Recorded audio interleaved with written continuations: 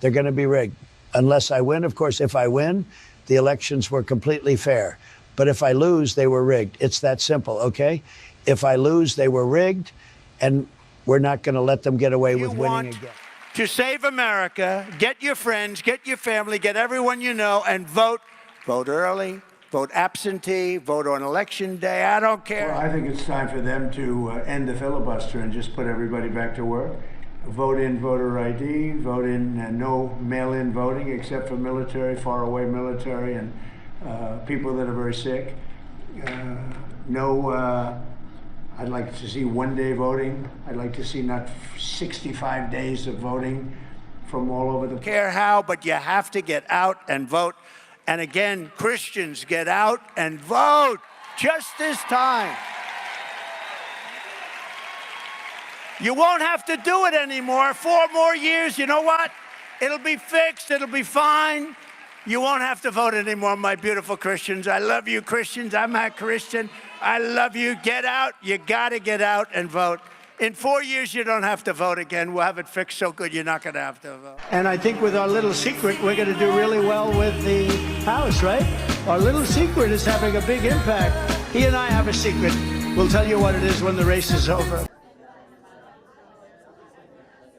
But what we need to ensure is integrity in our electoral process, right? We can never go back and repeat 2020, but we can learn the lessons from 2020. And that's why Chairman Michael Whatley and I are here today, because we have pledged 100,000 people, volunteers across this country, to make sure that we have transparency and fairness in our elections. We want people feeling like when they go out and vote, their vote counts and their vote matters. Today is election day. I just voted, but I felt so intimidated. Reacting to a controversial Facebook post by the Portage County Sheriff. In the post, the sheriff suggests people should write down the addresses of people that have Kamala Harris signs on their front lawns so that they could send migrants to live with them. Members of the community say they are disappointed. To be able to vote for who I want to vote for without my safety being violated. I'm not going to vote for somebody that violates my privacy. Now, following this backlash, the sheriff posted he has First Amendment rights and clarified that he is a lawman and not a politician. The sheriff is up for re-election this November. 1 week from tomorrow, and more than 46 million Americans have cast a ballot so far. Here in Texas, more than 5 million people have voted early. But tonight, we're looking into new reports of alleged voter intimidation across the country. A bulletin was just issued about this, and Teresa Woodard is live in the newsroom to tell us more. Yeah, Chris, the Department of Homeland Security issued that bulletin today, warning that domestic extremists are posting about threats of violence toward election officials and infrastructure. The motive to prevent or retaliate against perceived fraud. That is all according to ABC News tonight. We knew emotions would run high in the final days before the election, but with a week to go now, things are escalating even here in Texas. That voter attacked poll workers after being asked to remove his MAGA hat in South Carolina, where it's illegal to wear electioneering apparel to the polls. This isn't the only instance of MAGA Republicans intimidating voters and poll workers. A teenager was arrested for threatening Democrat voters with a machete at a polling place in Florida. Women are hiding their votes from their husbands for fear of retaliation. And a group called the Trump Klan threatened Harris voters in Texas. Flyers appeared last week, then more this weekend, taped to Kamala Harris campaign signs. The flyer says, "You have been identified and are now in our national database of Harris supporters." It goes on to say that once Trump is elected, you are guaranteed to be audited. They are signed the Grand Dragon of the Trump Klan. Some breaking news that we are following involving the elections today as we cover everything related to those elections.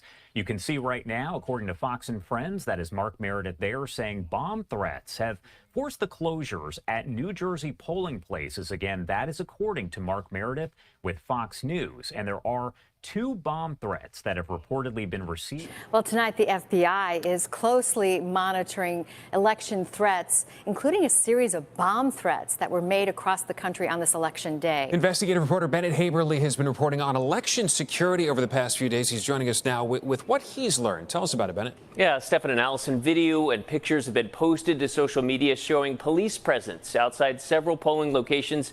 First thing to point out, though, that none of these threats appear to be credible. And that what we do know is that they did cause those disruptions on Election Day, with voting hours extended in some states. And then he journeyed to Pennsylvania, where he spent like a month and a half campaigning for me in Pennsylvania. And he's a popular guy. Is Elon Musk buying votes, and is he about to single-handedly swing the election? Because there's been a lot of confusion, debate, outrage, and dismissal of how big of a deal all of this is. And while you may or may not have heard all the details about what's going on here, the thing that probably got the most attention is when he made this announcement at a rally in Harrisburg, Pennsylvania on Saturday. I have a surprise for you, which is that we're going to be awarding $1 million to randomly to people who have signed the petition every day from now until the election. Within a couple of minutes, the first lucky winner was walking up on stage to accept a giant check. But then a nearly identical scene playing out the next day at a rally near Pittsburgh. And like Musk said, these people, they apparently signed that petition. And specifically, they signed a petition that says it's in support of the First and Second Amendment, set up by Musk's very own Trump super PAC, which also Musk has already given $75 million to himself. But also, here's the thing, right? Not anyone can just sign up, or at least if they want that money. Because according to the website, this program is exclusively open to registered voters in Pennsylvania, Georgia, Nevada, Arizona, Michigan, Wisconsin, and North Carolina. And those are the swing states, and they actually get paid just for signing up. In Pennsylvania, they get $100, and voters in other battleground states get $47 per referral. And very notably here, this petition was launched before some of these states' registration deadlines, including Pennsylvania's, which is today. As far as why more money for Pennsylvania, it's because people are predicting that Pennsylvania might be the most important swing state this year. And he was very effective.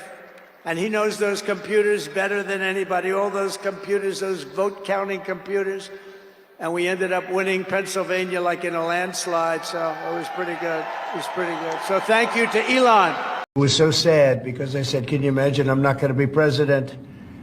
And that's too bad. And then what happened is they rigged the election and I became president. So that was a good thing. That was a good thing. That was quite an achievement for both of us. So I'll be president during the World Cup. Day coming up. You know, we have a lot of them during this term.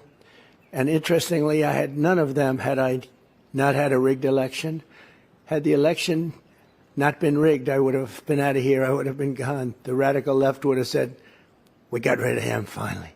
But no, now they have me for another 4 years. We talk about that.